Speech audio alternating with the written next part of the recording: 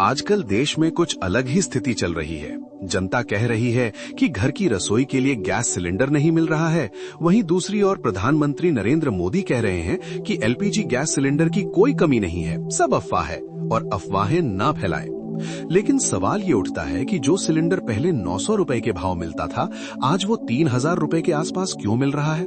अगर सब ठीक है तो ये बढ़ती कीमतें किस बात का संकेत दे रही हैं?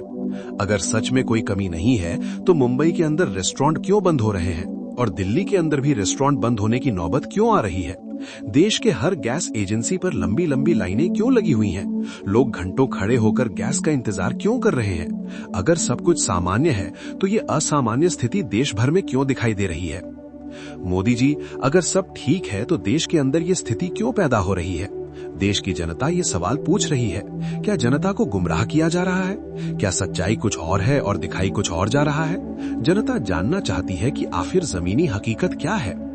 लोग ये भी कह रहे हैं कि न कोविड के समय आप इस देश को पूरी तरह संभाल पाए थे, न नोटबंदी के समय स्थिति को सही तरीके से नियंत्रित कर पाए, और अब एलपीजी गैस की इस स्थिति में भी हालात बिगड़ते नजर आ रहे हैं। ऐसे में जनता के मन में सवाल उठना स्वाभाविक है कि क्या देश को एक मजबूत और ठोस निर्णय लेने वाला नेतृत्व मिल रहा है या नहीं? देश को एक निडर और ठोस प्रधानमंत्री चाहिए, ऐसा नेतृत्व जो समय रहते सही फैसले ले सके और जनता को भरोसे में लेकर चले।